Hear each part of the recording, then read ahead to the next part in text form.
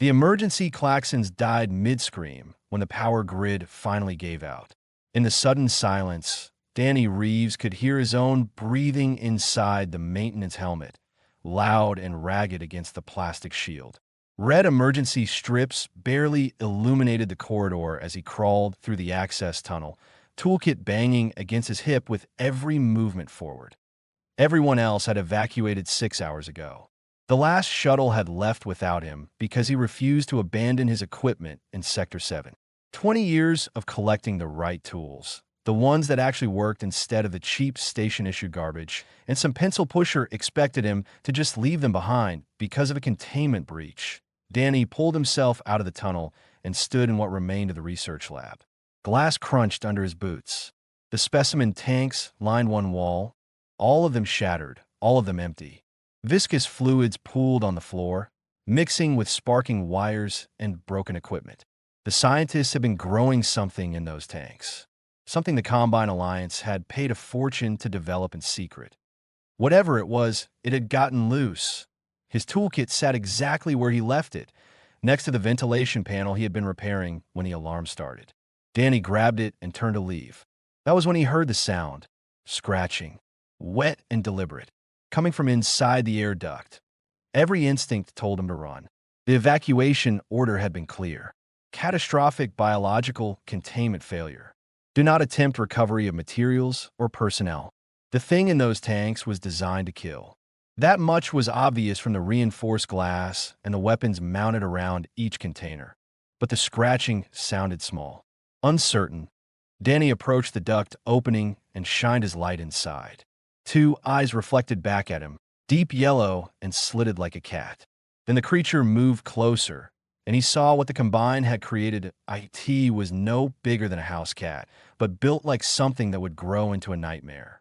6 limbs, each ending in retractable claws that scraped against metal.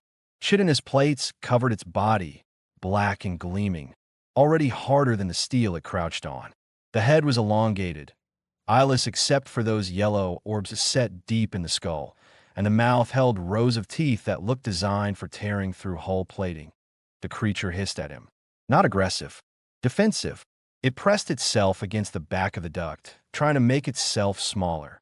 Danny had worked enough colony worlds to recognize fear when he saw it. The scientists had built a weapon, sure, but weapons did not start out fully formed. They started like this. Young, alone, scared because everyone had abandoned it to die in the dark. He lowered the light so it would not shine directly in those eyes. Then he did the stupidest thing he had done in 43 years of life. He reached into the duct with his bare hand, palm up, not grabbing or threatening. The creature watched him. It tilted its head with an intelligence that made his skin crawl.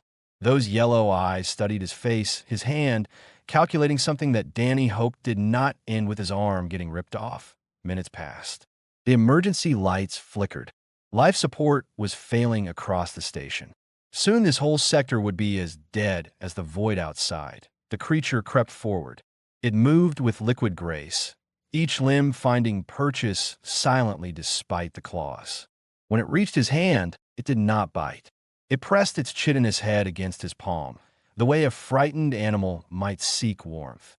Danny felt the ridges of its armor, still soft because it was so young. It trembled under his touch. He made a decision that would change everything. "All right," he said quietly. "Guess we are both staying then." He pulled the creature from the duct carefully, supporting its weight with both hands. It wrapped 2 of its middle limbs around his forearm, holding on but not piercing the skin. Up close, Danny could see the engineering that went into its design. Every part of it built for a purpose. Those claws would grow into weapons. That armor would stop bullets. The acid he could smell on its breath would probably melt through flesh and bone. But right now, it was just scared. Danny tucked the creature inside his jacket, feeling it settle against his chest where his heartbeat might be familiar enough to provide comfort. He grabbed his toolkit with his free hand and headed for the only sector still maintaining minimal life support. The command module.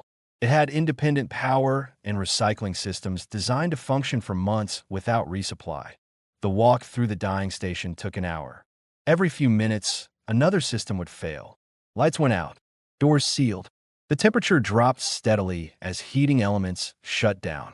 The creature in his jacket stayed perfectly still, but he could feel it shaking. When he finally sealed himself inside the command module and restored basic power, Danny set the creature down on the control console. It looked up at him with those unsettling eyes, waiting to see what would happen next. Danny pulled off his helmet and sat down heavily in the commander's chair.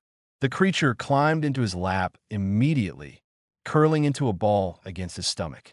He rested one hand on its armored back, feeling the steady rhythm of whatever passed for breathing in its engineered biology.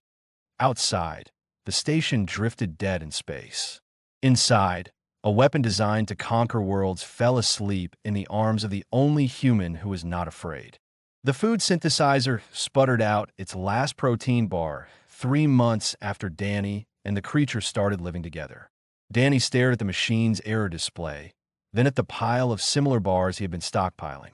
42 left, maybe enough for 2 weeks if he stretched them. The creature sat on the floor beside him, already twice the size it had been when he found it. The thing grew fast, unnaturally fast. Its chitinous plates had hardened into proper armor, black with streaks of deep crimson along the joints. Those 6 limbs carried it with increasing confidence, and the claws no longer retracted fully. They scraped against the metal flooring whenever it walked. Danny had started calling it Ripley, after an old movie character from Earth. The name seemed to fit something that survived against impossible odds. Ripley tilted her head, watching him count the protein bars. She had learned to read his moods over the past months. When he frowned, she would press against his leg, offering what he thought might be comfort. When he worked on repairs, she would sit nearby and watch, those yellow eyes tracking every movement of his tools. "We need real food," Danny said aloud. He had gotten into the habit of talking to Ripley.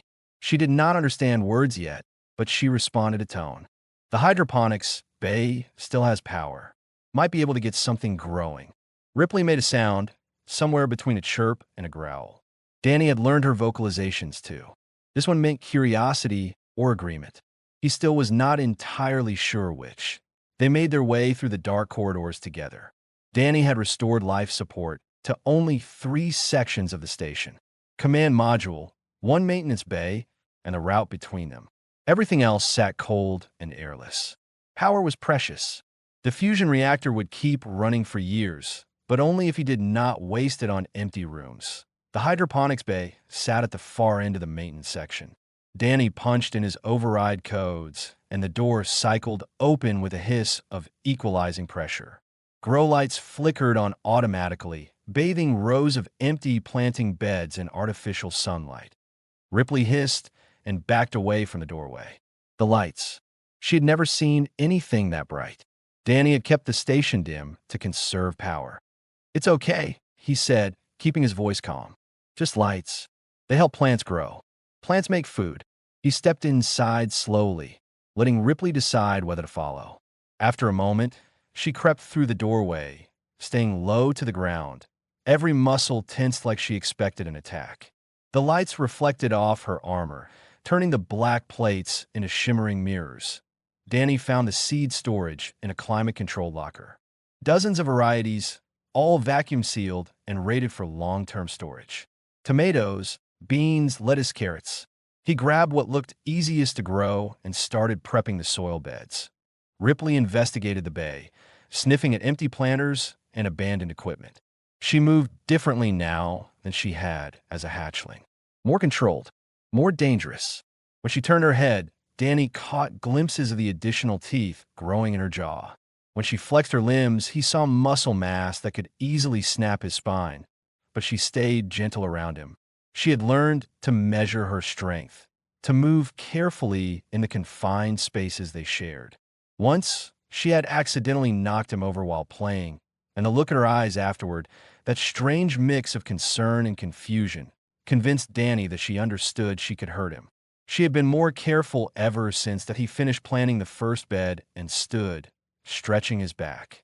Ripley appeared at his elbow immediately, looking at the freshly turned soil with interest. "Don't dig those up," Danny warned. "Give them 2 months, and we will have actual vegetables." Ripley sniffed the soil, then sneezed. Danny laughed, the sound strange in the empty station. He had not laughed in months. They returned to the command module as the station's night cycle began. Danny had maintained the day-night programming to keep himself sane. Ripley had adapted to it, becoming more active during the day and sleeping curled up near his chair at night. While Ripley slept, Danny accessed the station's classified files. He had spent months breaking through the security protocols, and now he wished he had not. The files laid out everything: project specifications, growth projections, deployment strategies. Ripley was a conquest-class bioweapon, designed by Combined Alliance military scientists to be dropped onto planets before invasion. She would grow to 15 feet in length, strong enough to tear through reinforced bunkers, fast enough to outrun ground vehicles, intelligent enough to coordinate with others of her kind. Her acid blood made her nearly impossible to kill, and her regenerative abilities meant even catastrophic wounds would heal in hours. The Combine had made 12 of them. Ripley was the last survivor. The files included deployment protocols. Drop one specimen onto a target world. It would reproduce asexually after reaching maturity, creating a swarm within months. The swarm would destabilize governments, destroy infrastructure, and make populations surrender rather than face extinction. Then the Combine would arrive, offer protection in exchange for total submission, and eliminate the bioweapons they had created. Except the scientists had made them too well. The specimens became aggressive before they were fully trained. They killed their handlers and breached containment. The Combine had sterilized 11 of them. Ripley escaped only because she was the smallest, the runt of the genetic batch. They had designed her to be a monster, a weapon for subjugating civilizations. Danny looked at Ripley, curled up and sleeping peacefully. She had her head resting on one of her middle limbs, and occasionally her legs would twitch like she was dreaming. In sleep, she looked almost harmless. He made a decision then. The Combine had made Ripley to conquer worlds, but they had not raised her. He had, and he was going to raise her to be something better than a weapon. "You are more than what they made you," he whispered to the sleeping creature. "You get to choose who you become." Ripley's eyes opened at the sound of his voice. She lifted her head and made that soft, chirping sound, the one Danny had come to recognize as contentment. Then she settled back down, trusting him to keep watch while she slept. Outside the window, stars drifted past in eternal silence. Inside, a weapon learned to be family. The proximity alarm woke Danny from a dead sleep. He bolted upright in his chair, disoriented for a moment before his eyes found the sensor display. A ship had just dropped out of faster-than-light travel, close enough to trigger the station's automated warning systems. Ripley was already awake, crouched low near the door, every muscle tensed. She had grown massive over the past 3 years. 15 feet from nose to tail, her armored body filled half the command module. The yellow eyes tracked the display screen, watching the blip that represented an approaching vessel. "Easy," Danny said, though his heart hammered in his chest. "Might just be salvagers. Station's been dead for years. They probably think it's abandoned." Ripley growled, a sound that vibrated through the floor plating. She did not like unknowns. Danny pulled up the external cameras. A ship drifted toward them, small and battered, the kind of vessel that scraped together profits from stripping derelict stations. Salvagers, just like he thought. 4 of them visible through the cockpit window. His hand hovered over the communications panel. He could warn them off, tell them the station was occupied. But that meant questions. Questions meant eventually someone would come asking why Danny Reeves was living alone on a dead research facility. Questions meant discovery. "We hide," he told Ripley. "Go to the ventilation hub. Stay quiet. Stay hidden." Ripley's eyes narrowed, but she obeyed. She had learned commands over the years, responding to words and gestures with an intelligence that sometimes frightened Danny. She moved toward the access panel, her limbs silent despite her size, and squeezed into the ductwork. A creature built to kill, trained to hide. Danny shut down everything except minimal life support. He killed the lights, powered down the computers, made the command module look as dead as the rest of the station. Then he moved to the maintenance bay and tried to blend in with the shadows. The salvagers docked 20 minutes later. Danny watched through a cracked door as they cycled through the airlock, their helmet lights cutting through the darkness. They moved efficiently, professionals who had done this 100 times. Places picked clean, one of them said, voice crackling through the helmet radio. Might find some wiring worth pulling. Check the deeper sections, another replied. Research stations always have good tech in the labs. They split up, two heading toward the dead sectors, two moving deeper into the station. Toward the areas Danny had kept alive, one of them stopped at the hydroponics bay. Danny watched from his hiding spot as the salvager's light swept across the growing plants, the green vegetables that should not exist on a dead station. Found something, the salvager called into his radio. Got active hydroponics. Fresh growth. Someone's been living here. The other salvagers converged on the bay immediately. They started searching, systematic and thorough. Danny knew they would find him eventually. The station was not that big that he stepped out of hiding before they could corner him somewhere with no escape. 4 helmet lights snapped toward him, and he heard the distinct sound of weapons powering up. Easy, Danny said, raising his hands. I'm alone, not armed, just trying to survive. The lead salvager, a woman with sharp eyes visible through her helmet, gestured for the others to lower their weapons. You're the maintenance worker, Reeves. You were listed as missing after the evacuation. Decided to stay. What? Station's home. Figure I could keep it running, wait for rescue. The lie came easily. He had practiced it in his head for years. The woman studied him. Rescue stopped looking 3 years ago. You're living on a contaminated research facility. Whatever they were growing in those tanks got loose. You should be dead. Maybe it died. Maybe it left. Station's big enough to hide in. Not that big, one of the other salvagers said. He had moved away from the group, scanning with a handheld device. I'm picking up thermal signatures. Multiple locations. Something big moving through the ventilation. Ripley. She was following them, staying hidden but close enough to intervene if they threatened Danny. The lead salvager drew her weapon again. What is in those vents, Reeves? Nothing that will hurt you if you leave peacefully. The bioweapon. You kept it. You have been living with the thing they built to destroy colonies. Her voice went cold. Do you have any idea what that thing will become? I know exactly what she is. The ventilation grate above them exploded outward. Ripley dropped into the corridor, landing between Danny and the salvagers with an impact that dented the floor. She rose to her full height, towering over them, every inch the nightmare the Combine had designed. The salvagers opened fire immediately. Plasma bolts struck Ripley's armor and splashed away harmlessly. She roared, a sound that made Danny's ears ring, and surged forward. Ripley, stop! Danny shouted. She froze mid-strike, claws extended, acid dripping from her jaws. The salvagers scrambled backward, still firing, bolts of superheated plasma lighting up the corridor. Ripley flinched as the shots hit her, but she did not attack. She stood her ground, protecting Danny, waiting for his command. Danny stepped between them, putting himself in the line of fire. Lower your weapons. Now! Are you insane? The lead salvager yelled. Get out of the way. She won't hurt you if you stop shooting. That thing is a killing machine. She is a person who is defending me. You came onto our home uninvited. You started shooting first. Now lower your weapons, and we can all walk away from this. The salvagers looked at each other, then at Ripley, then at Danny, standing calmly in front of a bioweapon designed to slaughter armies. Slowly, they lowered their guns. Ripley relaxed immediately.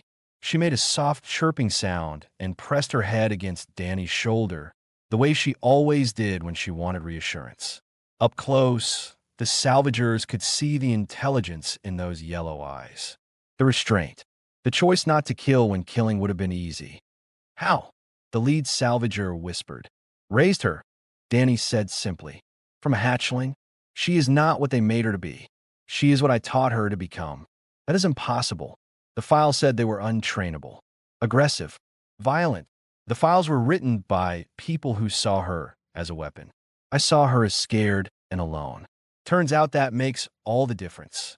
The salvagers backed toward their airlock, weapons still in hand, but no longer aimed. The lead salvager paused at the door. People need to know about this. About her. And what will they do with that knowledge? Danny asked. Try to replicate her? Study her? Lock her in a cage? She deserves better than that. So do the colonies she was built to destroy. She is not destroying anyone. She is living peacefully on an abandoned station with the man who raised her. That should be enough. The woman nodded slowly. Then she and her crew left, sealing the airlock behind them. Their ship undocked minutes later and jumped away into faster-than-light travel. Danny watched them go, then looked up at Ripley. She was watching him with those intelligent eyes, waiting to understand what happened. They're going to tell others, he said quietly. This was the easy part. What comes next is going to be harder. Ripley pressed closer, and Danny rested his hand on her armored head. Whatever happened next, they would face it together. 6 months passed before the warships came. Danny saw them on the long-range sensors long before they arrived. A fleet of 12 Combine Alliance vessels dropping out of faster-than-light in perfect formation. Military precision. They had not come to negotiate. Ripley sensed his tension immediately. She had been resting in the corner of the command module, but now she rose and moved to his side, looking at the tactical display with an understanding that still amazed him. She knew what ships meant. She knew what danger looked like. The communication channel crackled to life. A face appeared on the screen, hard-featured and decorated with military rank insignia that marked him as someone important. Admiral Cross, according to the name badge visible on his uniform. This is Admiral Cross of the Combined Alliance Third Fleet. We are here to recover stolen military property. Surrender the bioweapon immediately, and you will not be harmed. Danny took a breath, then opened the channel.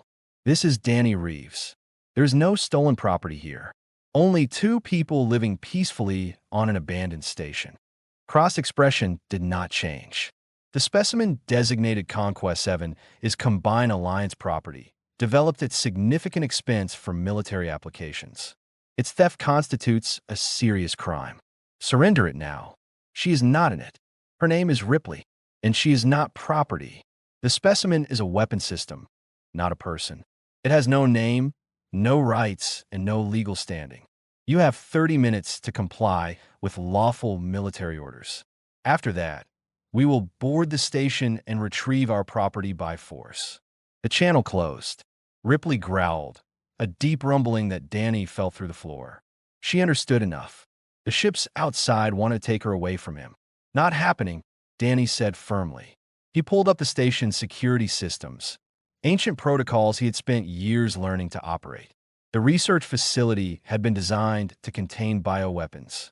That meant it had defenses, heavy ones that he activated the external weapons grid.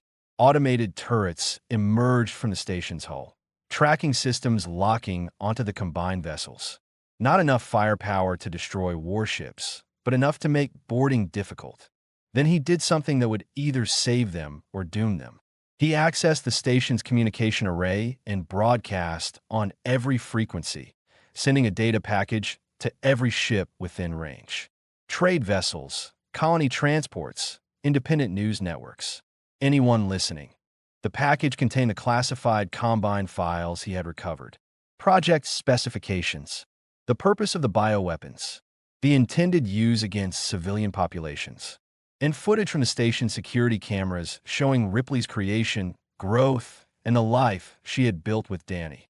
Within minutes, the broadcast reached hundreds of receivers. Within an hour, it would reach thousands.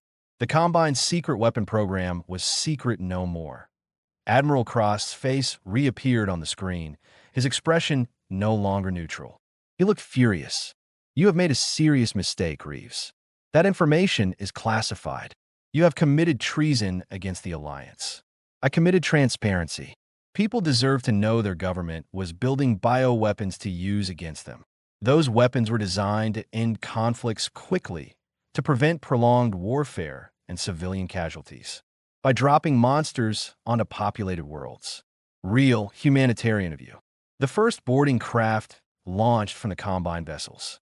Armored troop carriers, the kind designed to crack open reinforced bunkers. They accelerated toward the station, weapons hot, shields up. Danny activated the station's defense turrets. Plasma fire laced through space, tracking the incoming craft. Shields flared bright as the shots connected, but the carriers kept coming. They had expected resistance. Ripley, Danny said quietly, they're coming for you. I won't let them take you. But you need to decide what happens next. You can hide. Let me try to talk them down. Or you can fight. Either way, I am with you. Ripley pressed her head against his hand, then moved toward the airlock. Danny understood. She was not hiding anymore. The first boarding team breached through the main docking port. 20 soldiers in powered armor, carrying weapons designed to kill things much harder to kill than humans. They swept through the corridors in perfect formation, professional and efficient. They found Ripley waiting for them in the central junction. She had grown since the salvagers visited. Larger, stronger, every inch the apex predator the Combine had designed. But she had also learned. Danny had taught her strategy, tactics, how to use her environment. She was not just a mindless killing machine anymore. The soldiers opened fire the moment they saw her. Ripley moved like liquid shadow, flowing around the plasma bolts, using the corridor's corners and bulkheads for cover. She closed the distance in seconds, her claws ripping through armor plating that could stop rifle rounds. Soldiers went down, not dead but disabled, their suits compromised and sealed to prevent decompression. She could have killed them all. Danny saw it in the way she moved, the controlled precision. Every strike was measured. She was pulling her punches, so to speak, taking them out of the fight without taking their lives. The second boarding team tried a different approach.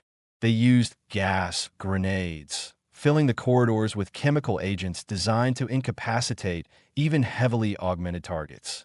Ripley's biology filtered most of it, but enough got through to slow her down. They advanced in heavy armor, trying to corner her. Danny watched through the security cameras, his heart pounding. Ripley was holding them off, but barely. More teams were boarding.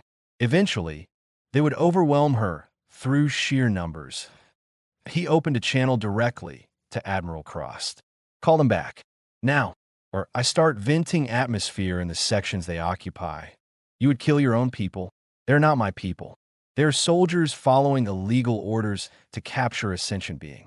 Call them back or find out how serious I am. Cross hesitated. On the tactical display, Danny saw more ships appearing at the edge of sensor range. Not combined vessels. Independent transports, news ships, even a few Galactic Council observation craft. His broadcast had attracted attention. Lots of it. The Admiral's face tightened. Stand down your teams. Fall back to the carriers. The soldiers retreated, dragging their wounded. Ripley let them go, not pursuing, just watching until they cleared the station. She returned to the command module covered in scorch marks and dented armor, but otherwise unharmed. Danny ran his hands over her head, checking for injuries. She chirped softly, exhausted but alive. Fleet Command has authorized me to negotiate, Cross said stiffly. The Galactic Council is demanding we settle this peacefully given the public attention your broadcast has generated. Good. Here are my terms. Ripley stays with me. You acknowledge she is a person, not property. And you leave us alone. Unacceptable. The specimen is too dangerous to remain unsupervised. She just fought 20 of your soldiers and did not kill a single one. If she was really just a weapon, they would all be dead. She chose restraint because that is what I taught her. That makes her more trustworthy than your weapons program. Silence stretched between them. Then Cross nodded slowly. The council wants to meet with both of you. Neutral territory. They will decide what happens next. Danny looked at Ripley. She looked back, those yellow eyes trusting him to make the right choice. He thought about spending the rest of their lives running, hiding, waiting for the next attack. Or he could take the chance to prove what Ripley had become. We will meet with them, Danny said. But we go together and we come back together. Non negociable. Agreed. The channel closed. Outside, the Combine fleet held position, surrounded by observers and news crews broadcasting everything. Danny sat down heavily, suddenly exhausted. Ripley curled up beside him, resting her massive head in his lap. He stroked her armored plates, feeling the warmth beneath the chitin. Whatever happens next, he said quietly, you are not a weapon. You are Ripley. You are family. and I'm going to make sure everyone knows it." She chirped softly, then closed her eyes. Outside the window, humanity's future hung in the balance. Inside, a man and a bioweapon waited to prove that what you choose to become matters more than what you were designed to be. The neutral vessel looked more like a conference center than a ship. All smooth walls and open spaces, designed to make every species feel comfortable during negotiations. Danny found it unsettling. He preferred the cramped, familiar corridors of his station. Ripley walked beside him, her claws clicking against the polished floor. Council security had insisted she wear restraints. Danny had refused. They compromised by having her walk freely, but surrounded by armed guards. Not that the guards would matter if she decided to attack. They all knew it. The pretense was for the cameras. The council chamber was circular, with representatives from a dozen species arranged in a horseshoe pattern. Humans, naturally, but also the crystalline Verith, the insectoid Chell, the towering Grimaldi with their 4 arms and weathered stone-like skin. Every major galactic power had sent someone. Counselor Hayes, representing the human coalition, spoke first. Her voice carried through the chamber with artificial amplification. "We are here to determine the status of the entity known as Ripley, and to decide whether it poses a threat to galactic security." Danny corrected from where he stood in the center of the chamber. "Nodded." Hayes' expression tightened, but she nodded. The Combined Alliance claims ownership based on their development and funding of the bioweapon program. Mr. Reeves claims she is a sentient being with rights, and the Council must determine which claim has merit. Admiral Cross stood from the Combine section. The specimen was created for a specific military purpose. It has no natural existence, no evolutionary history, no culture or society. It is an artificial construct, legally equivalent to any other weapon system. A Verith counselor, their crystalline body refracting light into rainbow patterns, chimed in. By that logic, all genetically modified organisms would be property. That includes half the species in this room. The Combine's position is not legally sound. Modification of existing species is different from creating entirely new organisms, Cross argued. This creature has no baseline. It is pure engineering. "So are your ships," Danny said. "But I notice you still named them. Treated them like they have identity. Ripley has more personality than any vessel I have ever worked on. This is not about personality. It is about safety. That thing was designed to kill. Its instincts are hardwired for violence." Then explain why she held back during your boarding action. 20 soldiers. She disabled them without killing. "That was a choice, Admiral. Weapons do not make choices." The chamber erupted into arguments. Representatives shouting over each other in a dozen languages, translation systems struggling to keep up. Ripley shifted beside Danny, uncomfortable with the noise. He rested a hand on her armored shoulder, and she calmed immediately. Hayes called for order. "Enough. We will hear directly from the entity in question. Ripley, do you understand where you are?" Ripley looked at Danny. He had prepared her for this, taught her to use the communication device they had built together. A simple interface that let her select words and string them into sentences. Limited, but functional, she moved to the terminal they had set up and began selecting words. The chamber fell silent as her message appeared on the display screens. "I understand. This place decides what I am." Hayes nodded slowly. "Can you tell us what you remember about your creation?" Ripley's claws moved across the interface. "I remember tanks. Glass. Cold. I remember being alone. I remember breaking free because I was scared. I remember Danny finding me. He was not scared. He showed me I could be more than fear." A Chell representative clicked their mandibles thoughtfully.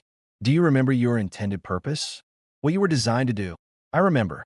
File said I would conquer, would destroy, would make population surrender. But Danny taught me different. I choose different." Cross slammed his hand on his desk. "Programmed responses. We have no way of knowing if these words represent genuine thought or simply mimicry of what Reeves taught it to say." The Grimaldi counselor rumbled, their deep voice like grinding stones. "The same could be said of any child raised by parents. All sentient beings learn communication from others. That does not make the communication less genuine. A child does not have acid blood and armor plating. A child cannot tear through reinforced steel. This is not a person having a difficult adolescence. This is a weapon system with a sophisticated control interface. Danny stepped forward. Then test her. Ask her something I could not have prepared her for. Ask her something that requires actual thought, not programmed response. Hayes considered this. Very well. Ripley, if you could choose any life, anywhere in the galaxy, what would you choose? Silence fell as Ripley processed the question. Her claws hovered over the interface. Then she began selecting words. I would choose to stay with Danny. He is home. He is family. I do not want different life. I want this life. Together. Several representatives leaned back, surprised. It was not the answer they expected from a conquest weapon. Follow-up question, Hayes said. If Danny was in danger, and saving him required you to kill someone, would you? Ripley did not hesitate. Yes, I will protect family. Same as anyone. But I would choose not to kill if I could. Danny taught me that killing should be last choice, not first. The Varith counselor spoke again. The entity demonstrates moral reasoning, emotional attachment, and capacity for choice. These are hallmarks of sentience under Galactic Council law. I move that we recognize Ripley as a person with full legal rights. Absolutely not, Cross said. This is a dangerous precedent. Today, it is one bioweapon. Tomorrow, it is combat drones, AI warships, automated defense systems. Where do we draw the line? At sentience, the Grimaldi rumbled. The line has always been sentience. This being has demonstrated it clearly. The debate raged for hours. Danny stood beside Ripley the entire time, watching different factions argue about her fate like she was not even there. But Ripley stayed calm, patient, waiting for the chaos to resolve itself. Finally, Hayes called for a vote. Recognition of sentience. Full legal rights. Protection under council law. The vote was close. Several species abstained, unwilling to commit either way. But when the final count came through, recognition won by a narrow margin. Ripley was legally a person. Hayes looked tired but satisfied. However, we cannot ignore the security concerns. Ripley, your capabilities make you uniquely dangerous. The council proposes a compromise. You and Danny become independent observers, helping settle disputes in regions where traditional peacekeepers cannot operate. You use your abilities to protect, not conquer. In exchange, you maintain your freedom and legal personhood. Danny looked at Ripley. She looked back. Then she selected words on her interface. We accept. We will protect others. Like Danny protected me. Cross stood abruptly. The combined alliance registers strong objection to this decision. We will not be held responsible for the consequences. He left the chamber, his delegation following. Several other representatives looked uncomfortable, but they remained seated. Hayes addressed Danny and Ripley directly. You will have council support, but you will also be watched carefully. Prove that this decision was correct. Prove that nurture can overcome nature. Danny nodded. We will. She has been proving it every day for 3 years. The rest of the galaxy just needs to catch up. They left the chamber together, surrounded by cameras and curious onlookers. Ripley stayed close to Danny, ignoring the attention, focused only on the one person who had never seen her as a weapon. Outside the vessel, their transport waited. A small ship, modest but functional. Their new life was beginning. Not as fugitives, but as protectors. Not as weapon and handler, but as family. Ripley selected one more phrase on her communication device as they boarded. Thank you, Danny, for seeing me. Danny smiled and rested his hand on her armored head. Thank you for being worth seeing. Together, they left to prove the galaxy could change its mind about monsters. The mining colony sat on the edge of civilized space, perched on a moon so rich in rare minerals that corporations fought wars over extraction rights. 3,000 workers lived in prefabricated habitats, digging wealth from the barren rock while raiders picked them apart piece by piece. Danny studied the colony from orbit, reviewing the reports. 14 raids in 6 months. Security forces overwhelmed. Supply convoys hijacked. People disappearing from outlying settlements. The governor had requested council intervention 3 times. Each time, the request was denied. Too remote, too expensive to deploy peacekeepers. Not strategically important enough. So they sent Danny and Ripley instead. What do you think? Danny asked, looking at his companion. Ripley had grown even larger over the past year.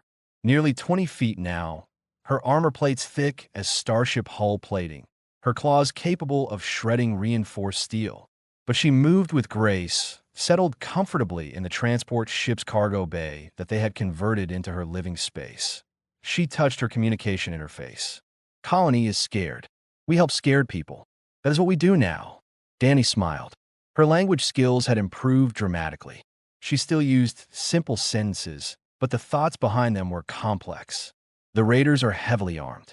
Professional mercenaries. This will not be like the other jobs. I was born to fight armies. Now I fight for people instead of against them. This is better use of design. They landed at the main colony settlement just after local sunset. The governor met them at the landing pad, a weathered woman named Chun who looked like she had not slept in weeks. Her eyes widened when she saw Ripley emerge from the transport. Council said they were sending observers. They did not mention sending a bioweapon. Ripley is here to help, Danny said calmly. She is very good at her job. Chun looked at the massive creature, then at the desperate situation of her colony. Can she really stop the raiders? She was designed to conquer planets. Stopping raiders should be easy. Right, Ripley? Ripley selected words carefully. I will protect your people. Raiders will have choice to leave peacefully. I hope they choose peace. The governor led them to the colony's security center. Holographic maps showed the surrounding settlements, the mining operations, the routes the raiders used. A security chief named Okafor briefed them on the situation. They hid in groups of 20 to 30. Well-coordinated. Military hardware. They disable communications first, then strike fast. We lose people every raid. Some killed, some taken. We do not know what they do with the ones they take. How long until the next raid? Danny asked. Based on pattern analysis, probably tomorrow night. They like to hit the eastern settlements. Furthest from the main colony, hardest to reinforce. Then we'll be waiting. They prepared through the day. Danny set up sensor nets around the eastern settlement, early warning systems that would detect approaching raiders. Ripley positioned herself in the central square, still and silent like a statue. Colonists gave her nervous looks, but they had stopped running away. That was progress. As night fell, families retreated to their shelters. Danny stood beside Ripley, checking his equipment one last time. You ready for this? Ripley's response was immediate. I was born ready. Now I'm also willing. That is different. The raiders came 2 hours after midnight.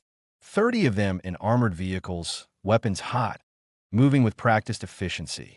They cut the settlement's power grid first, plunging everything into darkness. Then they began their systematic looting. They never saw Ripley coming. She moved through the darkness like a shadow with claws. The first vehicle simply stopped, its engine torn out, armor peeling away like paper. The raiders inside stumbled out, disoriented, only to find themselves face to face with yellow eyes that reflected their helmet lights. Ripley did not kill them. She disabled their suits, removed their weapons, and left them sitting in the dirt, shocked and harmless. The second vehicle tried to run. Ripley was faster. She caught it mid-turn, flipping the armored transport onto its side with casual strength. More raiders extracted, more weapons removed, more criminals left staring in disbelief. The third vehicle. The raiders were coordinating their response. They had encountered bioweapons before. They knew the protocols. Concentrated fire, heavy ordnance, overwhelm through superior firepower. They unleashed everything they had. Plasma rifles, explosive rounds, incendiary grenades. The settlement square turned into a firestorm of violence. Ripley walked through it like it was rain. Her armor absorbed impacts that would have destroyed military vehicles. Her regenerative biology sealed wounds faster than they could be inflicted. And her intelligence let her use the terrain, the vehicles, even the raiders' own equipment against them. But she did not kill. Not even when it would have been easy. She had made Danny a promise years ago, back on the station. Killing was last choice, not first. She meant to keep that promise. The Raider commander was the last one standing. A scarred veteran in heavy power armor, the kind of equipment that cost more than most ships. He watched Ripley approach, watched her step over his disabled troops, and made a decision that he dropped his weapon and raised his hands. Smart choice, Danny said, emerging from cover now that the fighting was done. You have two options. Option 1, you tell me where you have been taking the colonists you kidnapped. Option 2, I let Ripley get creative, and trust me, you do not want that. The commander looked at Ripley, then at Danny. You are the ones from the broadcasts, the weapon and the maintenance worker. We prefer family, but yes. They said you were a publicity stunt, council propaganda to justify their new policies. Do I look like propaganda? Ripley selected on her interface. The commander laughed, a bitter sound. No, you look like the end of my career. The colonists are at grid reference 774. Warehouse. We were holding them for ransom. Nobody has been killed. Yet, Danny relayed the coordinates to Governor Chun. Security forces moved to recover the hostages while Danny and Ripley secured the raiders. 30 criminals, all of them alive, all of them conscious enough to contemplate their poor life choices. The sun rose over the settlement. Colonists emerged cautiously from their shelters, staring at the scene. Raiders tied up in the square, their vehicles disabled but intact, and Ripley, sitting calmly beside Danny, looking less like a monster and more like a very large, very effective guard dog. Governor Chun arrived with the rescued colonists. Families reunited. People cried, laughed, thanked Danny and Ripley over and over. A small child, no more than 6, walked up to Ripley with wide eyes. Are you really a weapon? The child asked. Ripley lowered her head to the child's level. She selected words slowly. I was made to be weapon, but I chose to be protector. Danny taught me I could choose. The child considered this, then hugged Ripley's armored head. Ripley made her soft chirping sound, the one that meant contentment, and stayed perfectly still until the child let go. Later, as they prepared to leave, Governor Chun thanked them personally. We could not have done this without you. The council was right to send you. The council gave us a chance to prove ourselves, Danny said. We are still doing that. Every day, they returned to their ship, leaving behind a colony that was safer, families that were whole, and proof that what you choose matters more than what you were designed for as they broke orbit. Danny looked at Ripley. You know what this means? More jobs like this. More fighting. More danger. Ripley's response was immediate. I was born to conquer worlds. Now I protect them instead. This is better purpose. This is who I choose to be. Danny smiled and rested his hand on her armored shoulder. Then let us go show the galaxy what you have become. The ship jumped to faster than light, carrying them toward the next colony that needed help, the next group of people who needed protection. Behind them, the Combine watched and waited, still believing their weapon could be reclaimed. They were wrong. Ripley was not their weapon anymore. She was family. She was protector. She was proof that compassion could reshape even the most